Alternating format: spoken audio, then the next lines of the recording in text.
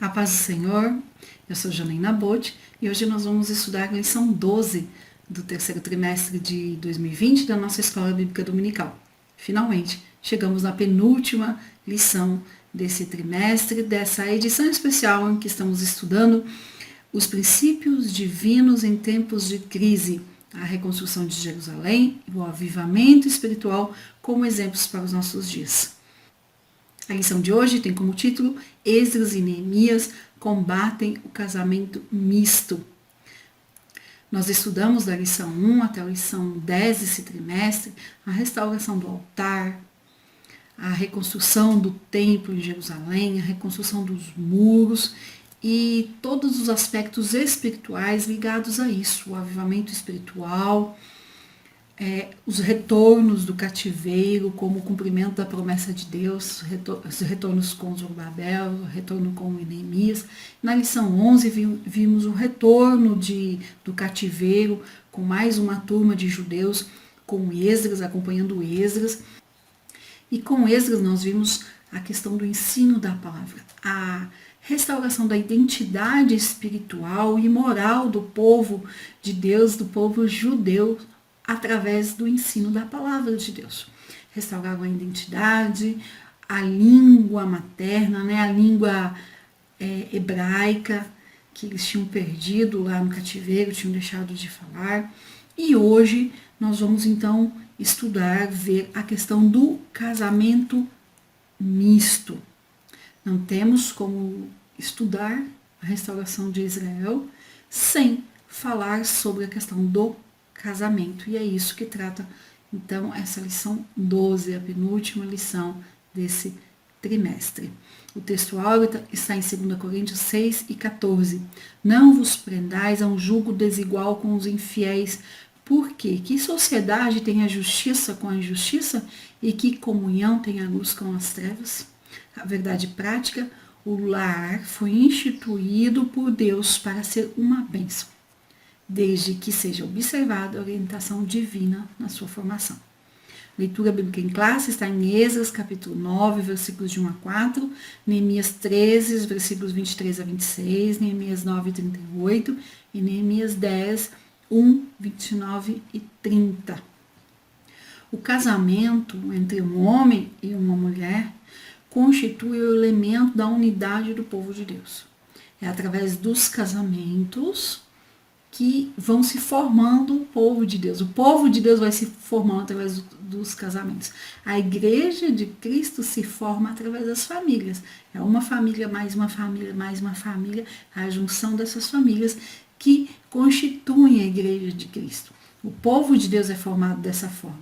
Então, o casamento é a base, não só da sociedade, como se estuda nas escolas, mas a família, formada pelo casamento entre homem e mulher, repetindo isso, é a base que forma a igreja de Cristo e que forma o povo de Deus. No casamento, nós misturamos tudo: gostos, costumes, hábitos, cultura, adoração a Deus. E no casamento misto, o que é esse casamento misto então? É uma pessoa, um dos indivíduos que serve a Deus e um que não serve ao nosso Deus. É isso, e é assim que se forma o casamento misto. E o casamento misto, então, além de juntar tudo aquilo que o casamento instituído por Deus junta, que são os gostos, a cultura, os hábitos, os costumes, tudo isso. Então, no casamento misto, além de tudo isso, tem também a questão de adorar a outro Deus, a questão da idolatria. E esse é o problema do casamento misto. Não é a mistura dos gostos, das coisas, dos hábitos, mas é a mistura de adoração. Tentar adorar a Deus, ao nosso Deus, e ao Deus do indivíduo que não serve ao nosso Deus. Esse é o problema do casamento misto. O casamento ele já não é fácil entre duas pessoas que servem a Deus. Não estou dizendo a questão do difícil de problema, mas do difícil de que é difícil juntar duas pessoas criadas de formas diferentes, por pais diferentes, muitas vezes culturas diferentes, classe social diferente, mas que servem o mesmo Deus. Juntar essas duas pessoas já não é fácil. Tem um tempo que para alguns casais é meses, outros demoram anos, um tempo de adaptação, onde nós temos que juntar e aprender a viver de forma harmônica. Um homem e uma mulher ali, ao se casar, o objetivo é que vivam de forma harmoniosa. Mas essa adaptação, onde cada um precisa ceder em algumas coisas, não é fácil. É difícil. Nós temos que abrir mão, muitas vezes, ceder de um lado, ceder de outro. Agora, no casamento misto, é como o óleo e a água. Nenhum cede suas propriedades, nenhum cede suas características para virar uma coisa só. No casamento misto, não tem nenhum cede. Se alguém ceder, é o que serve a Deus. Geralmente temos visto isso e a Bíblia nos mostra isso, que quem cede é justamente o que serve a Deus. O que não serve não vai ceder, no sentido de deixar de servir a Deus. Se ele fala que vai ceder, ele precisa ceder antes do casamento e não depois. Vamos então à nossa lição. Esdras e Neemias combatem o perigo do casamento misto. E aí, para isso, vamos fazer a leitura, então, de Esdras, capítulo 9. Acabadas, pois, essas coisas, vieram ter comigo os príncipes, dizendo: o povo de Israel, os sacerdotes e os levitas não se separaram dos povos de outras terras com suas abominações, isto é, dos cananeus, dos heteus, dos ferezeus, dos jebuseus, dos amonitas, dos moabitas, dos egípcios e dos amorreus. Esdras 9:2, pois tomaram das suas filhas para si e para seus filhos, e assim se misturou a linhagem santa com os povos dessas terras. Então teve essa mistura. E o versículo 13, então, a reação de Esdras, do sacerdote Esdras, ao ouvir falar sobre isso. Ouvindo eu tal coisa, rasguei as minhas vestes e o meu manto, e arranquei os cabelos da cabeça e da barba, e me assentei atônito. Sabe o que é atônito? É sem reação, sem ter o que falar. É aquela pessoa que fica estática, apavorada. Geralmente de olhos estatelados, olhos arregalados ali, sem reação, apática. Desse jeito Esdras reagiu. E ele se assentou onde? Em praça pública. Então se ajuntaram a mim todos os que tremiam das palavras do Deus de Israel por causa da transgressão dos do cativeiro, porém eu permaneci, assentado atônito até o sacrifício da tarde. Na hora do sacrifício da tarde, levantei-me da minha humilhação, com as vestes e o manto já rasgados, me pus de joelhos, estendi as mãos para o Senhor meu Deus, e disse. E aí ele orou a Deus.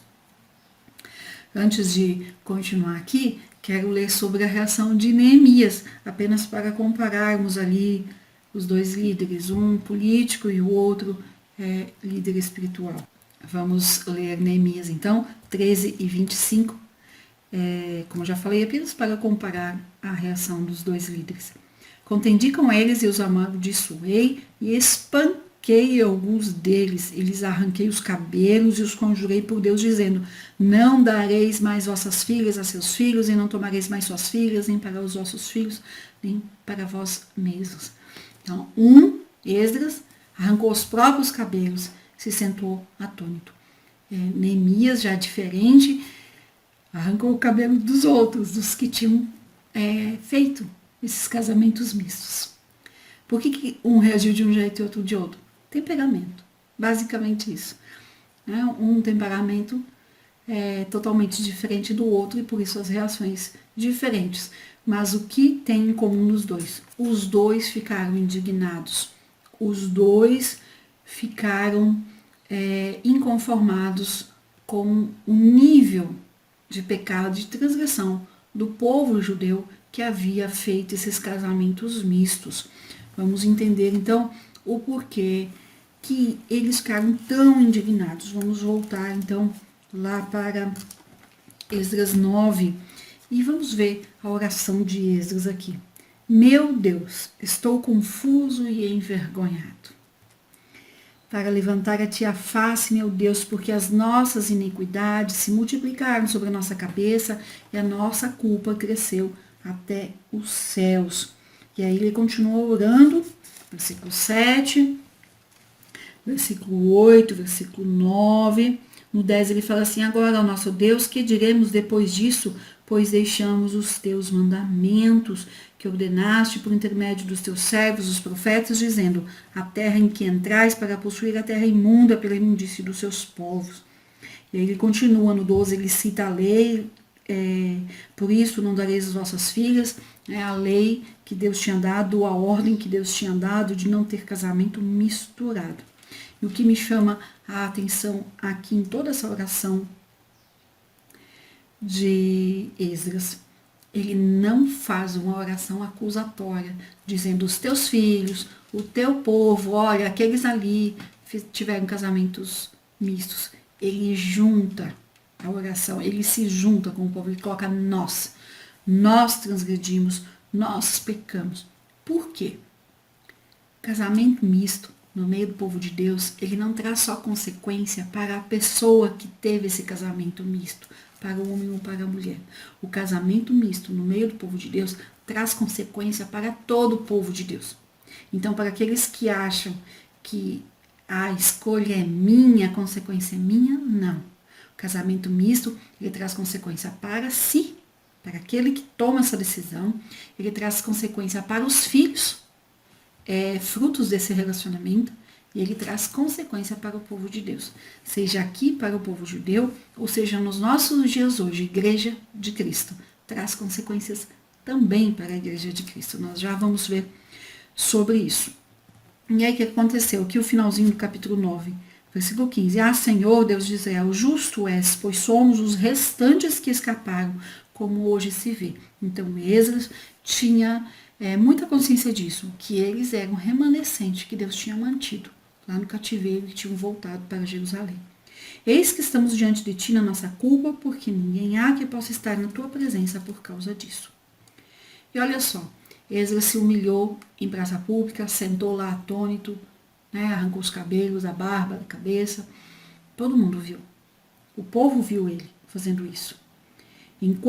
Capítulo 10, enquanto Esdras orava e fazia confissão, chorando, prostrado diante da casa de Deus, ou seja, publicamente, ajuntou-se a ele de Israel muito grande congregação de homens, de mulheres e de crianças, pois o povo chorava com grande choro. Então o povo sentiu a tristeza de Esdras, viu o quanto tinha errado, o quanto tinha pecado, e o efeito dessa humilhação de Esdras e dessa oração, principalmente de Esdras, essa oração pública que ele fez, esse deu efeito imediato. Imediatamente o povo chorava ao ouvir a oração de Esdras. Capítulo 10, versículo 2. Então Secanias, filho de Jeiel, um dos filhos de Elão, tomou a palavra e disse a Esdras: nós temos transgredido contra o nosso Deus, casando com mulheres estrangeiras dos povos de outras terras. Mas no tocante a isto, ainda há esperança para Israel. E é essa palavra que eu chamo a atenção. Ainda há esperança para Israel. E aí aqui na continuação do 10 e o 3, Secanias ainda fala: agora, pois, façamos aliança com o nosso Deus, de que despediremos todas as mulheres dos seus filhos, segundo o conselho do Senhor, e o dos que tremem ao mandado do nosso Deus, e faça-se segundo a lei. O versículo 4, levanta-te, pois, esta coisa de tua incumbência, e nós seremos contigo, ser forte e age. Ele falou para Esdras, então, que estava ali prostrado diante de Deus. Esdras se levantou e fez, então, ajuramentou os principais sacerdotes, os levitas e todo o Israel. O que aconteceu, então? Aí na sequência do capítulo 10, eles fizeram essa promessa, esse concerto com Deus, e teve um divórcio coletivo que durou cerca de 3 meses, onde todos se separaram e mandaram embora as esposas e os filhos desses casamentos mistos. O que eu quero chamar a atenção aqui é que isto foi para o povo de Israel. Foi algo específico para eles e não é um princípio para nós. Tá? Não é um princípio de que hoje, se você se encontra num casamento misto, de que você deve se divorciar imediatamente e mandar o outro que não serve a Deus. Não. Paulo, nos deu uma orientação diferente.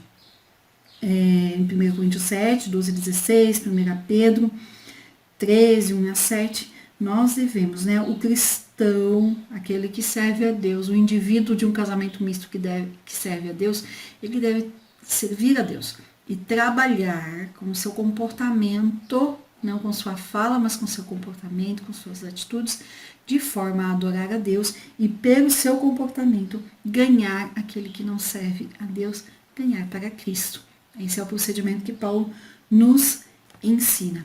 Mas aqui especificamente, neste caso, a ordem, né, foi de separar, de divórcio, e teve esse divórcio coletivo. Mesmo porque, para o povo judeu especificamente, tinha essa ordem de Deus, que eles não poderiam casar com os povos pagãos ao redor ali, de onde eles estavam, na terra prometida, terra de Israel.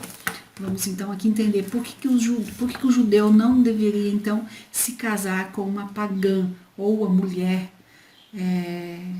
não se casar com um homem pagão. Um único motivo. Deus havia proibido o casamento misto para eles. Está em Deuteronômio 7, 2 a 4, Êxodo 34, 16 e Josué 23, versículos 12 e 13. Por um motivo, Deus proibiu o casamento misto. Então, desobedecer a Deus, neste caso, era um ato direto de rebelião contra Deus. O casamento misto propicia a idolatria. Então, é isso que nós temos que entender.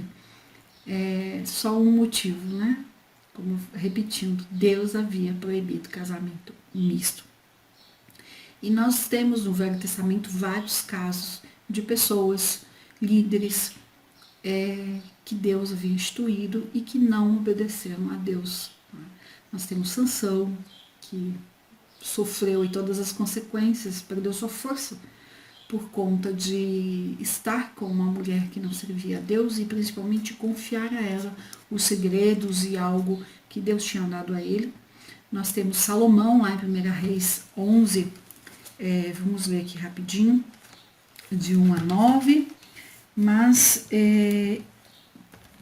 o versículo 3, 1 Reis 11, 3. Tinha 700 mulheres, princesas e 300 concubinas, e suas mulheres lhe perverteram o coração. Por causa desse tanto de mulheres, Salomão perverteu seu coração, deixou de adorar a Deus e foi adorar aos deuses das suas mulheres para agradá-las. Esse era o objetivo. E aí o versículo 11, versículo 9 que eu citei, né? Pelo que o Senhor se indignou contra Salomão, pois desviaram o seu coração do Senhor, Deus de Israel, que 2 vezes lhe aparecera. Então Salomão adorou os outros deuses. E o versículo 11, por isso disse o Senhor Salomão, visto que assim procedestes e não guardastes a minha aliança, nem os meus estatutos que te mandei, tirarei de ti este reino e darei ao teu servo. Por conta desse pecado de Salomão, de desobediência, rebelião e que provocou a idolatria, deixou de existir então um reino único em Israel, um reino unificado, o reino que Salomão era o rei. Salomão foi o último rei.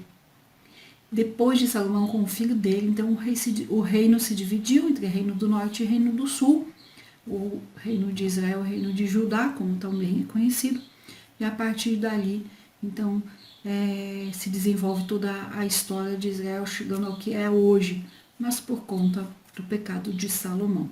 Nós temos já no reino dividido Acabe, que casou-se com Jezabel, que era uma princesa sidônia, conforme 1 Reis 16 e 31, e Jezabel foi feroz ali na perseguição contra os profetas de Deus e fortaleceu o culto a Baal, e todo mundo conhece a história de Jezabel. Então, para o povo judeu, essa ordem direta de não se casar com o povo pagão, com uma mulher pagã, era ato de desobediência, de rebelião, por conta da idolatria.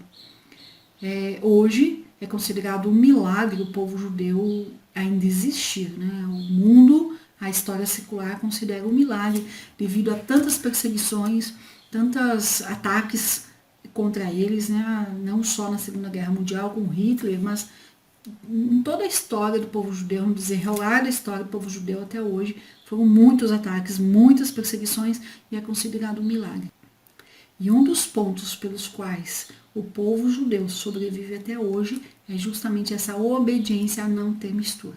Sim, muitos judeus se casaram com outras, temos muitos exemplos no mundo todo dessa mistura, mas também há judeus espalhados no mundo inteiro que são obedientes a essa ordem de Deus e não se misturaram, casaram com o próprio povo, com os judeus, com descendentes de judeus, não se misturaram e são obedientes a isso. E é um dos motivos deles estarem preservados até hoje. É um cumprimento da promessa de Deus para o seu povo, inclusive.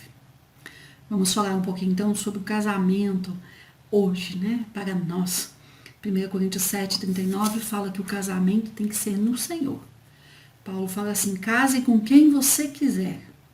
A escolha é sua, a decisão é sua, desde que seja no Senhor. E em 2 Coríntios 6:14-17, que inclusive é o textual da lição de hoje, vamos ver o que Paulo fala aqui sobre a questão do julgo desigual. Não vos ponhais em julgo desigual com os incrédulos. Veja, não está falando só de casamento, mas de sociedade, né? Porquanto que sociedade pode haver entre a justiça e a iniquidade, ou que comunhão da luz com as trevas, que harmonia entre Cristo e o maligno, ou que união do crente com o incrédulo? Que ligação há entre o santuário de Deus e os ídolos? Porque nós somos santuário do Deus vivente, como ele próprio disse: habitarei e andarei entre eles, serei o seu Deus e eles serão o meu povo. Então, uma coisa assim: você solteiro, você solteira, case no Senhor. É isso. A orientação de Deus é essa.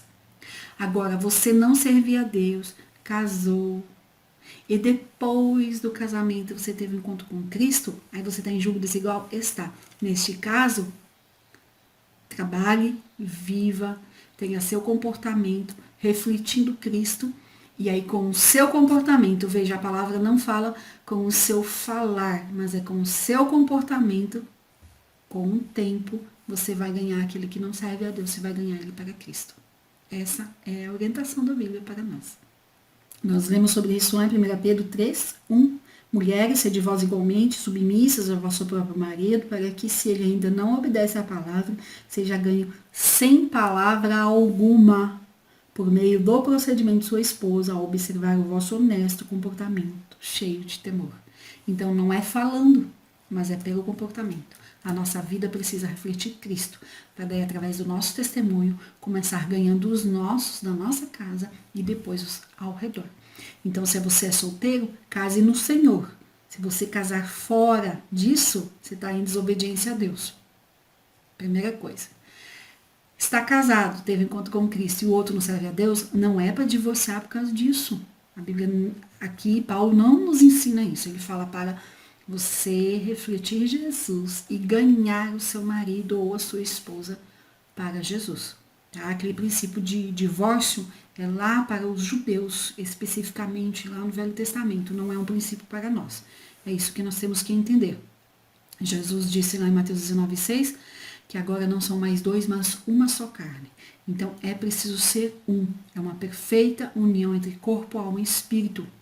E o casamento diante de Deus não é uma soma de 1 mais 1, mas é uma multiplicação. Deus pega 1 mais 1 e forma uma nova unidade. E se a maior bênção espiritual que nós temos é a salvação, foi a morte de Jesus na cruz e a ressurreição por nós, para que tivéssemos a eternidade com Deus, materialmente falando aqui, no sentido material, a maior bênção que nós temos é o relacionamento conjugal, é o casamento. Ele deve ser bênção. Se não é, vá na Bíblia, o Manual do Criador, e procure saber por que o seu casamento não é bênção. Agora, uma coisa que eu quero chamar a atenção: o casamento não é para fazer ninguém feliz. Muita gente casa para ser feliz, casa achando que vai ser feliz, e não é assim. Nós devemos ser felizes, solteiros ou casados. A felicidade é no Senhor. A alegria é no Senhor. Nós temos que aprender a ser feliz sozinho, para depois, no casamento, somar a felicidade de um mais a felicidade do outro e multiplicar a felicidade. Tá? O casamento não é para ser feliz. O casamento é para quem então, Janaína? O casamento é para nos ajudar a ser mais santos. O casamento deve nos ajudar no processo de santificação. Todos os relacionamentos na terra, o relacionamento da igreja de Cristo, o relacionamento do casal, o relacionamento entre pais e filhos, o relacionamento das amizades, elas devem servir para nos aproximar de Deus e não para nos fazermos felizes. E aí pensa aqui comigo, se a igreja é uma unidade, é uma edificação, e eu tenho um casamento misto dentro da igreja, e Jesus falou que quando casamos não somos mais dois, mas uma só carne, vamos pensar aqui na edificação, né? Um tijolo.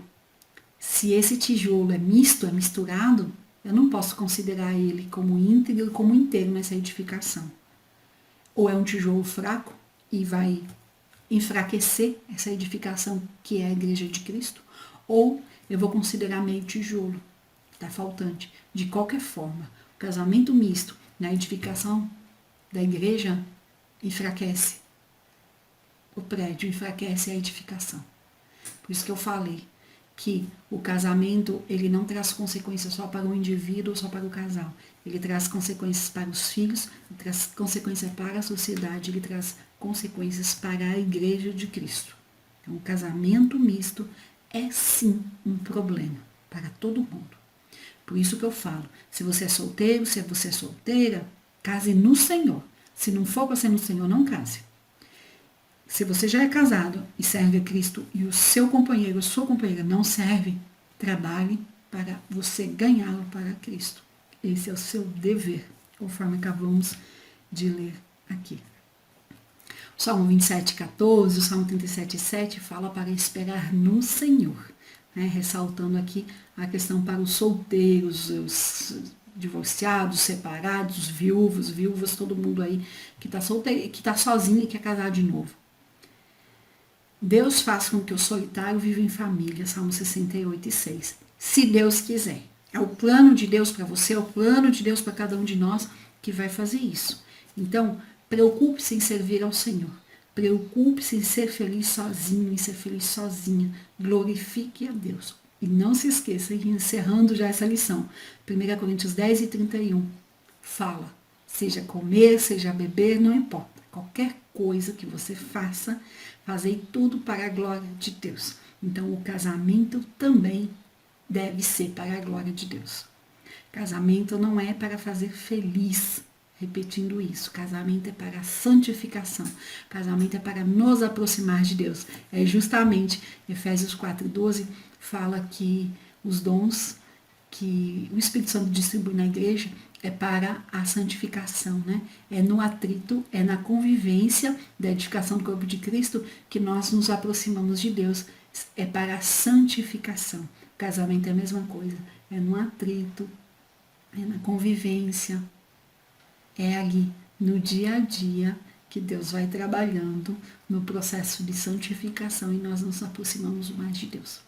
Casamento não é para fazer feliz. Nós temos que entrar no casamento já feliz. O casamento é para a glória de Deus. Deve ser para a glória de Deus. O casamento deve ser para a santificação, para nos aproximarmos de Deus. Sim, se os dois entram felizes no casamento, a felicidade vai transbordar, obviamente. O amor de Deus vai transbordar, a felicidade vai transbordar. Mas não case, não busque o casamento para ser feliz. Saiba que o casamento é para glorificar a Deus. Amém? Eu agradeço a sua companhia, tenha uma excelente semana e até a próxima lição. Deus abençoe.